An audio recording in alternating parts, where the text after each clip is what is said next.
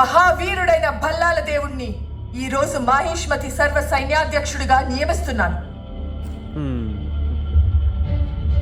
బాహుబలిని మీ కాబోయే మహారాజుగా ప్రకటిస్తున్నాను.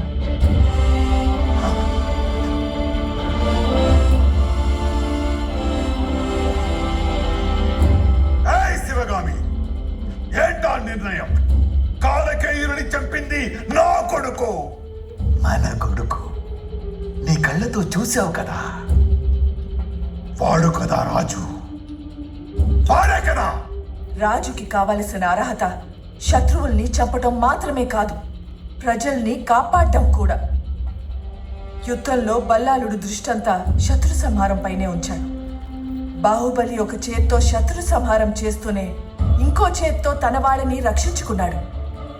అదే ఒక సైనికుడికి రాజుకి ఉన్న వ్యత్యాసం.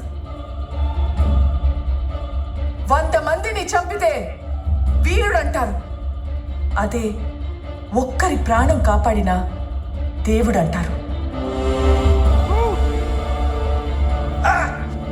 నలుగురు అనగాజనాన్ని కాపాడితే బాహుబలి ఓ శుభముహూర్తాన మాహిష్మతి మహారాజుగా పట్టాభిషిక్తుడు అవుతాడు.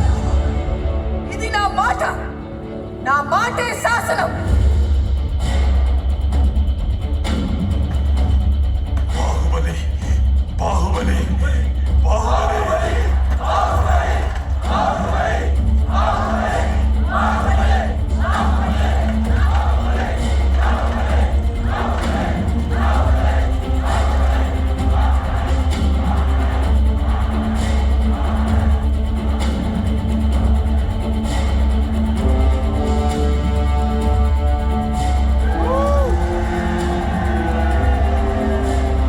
అమరేంద్ర బాహుబలి.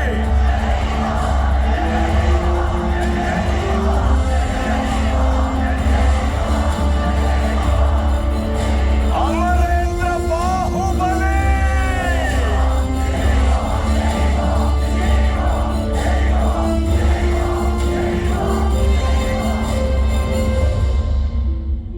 మా శివుడు ఆ మహారాజు బిడ్డ.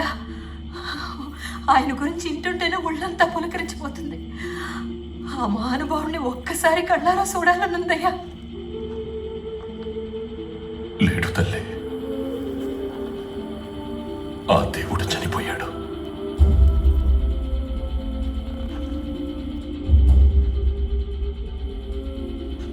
శత్రువు దగ్గర రాలేడన్నో, ఆయుధం తను ముట్టుకోవడానికే భయపడుతుందన్నో. అలాంటి మహావీరుడు ఎలా చచ్చిపోయాడు తాత?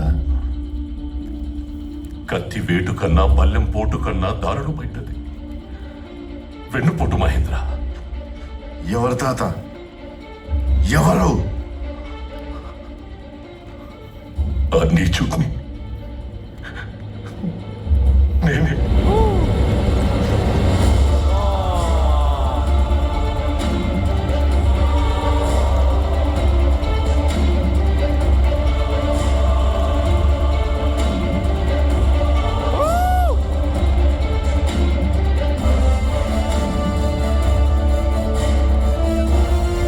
Ha ha ha!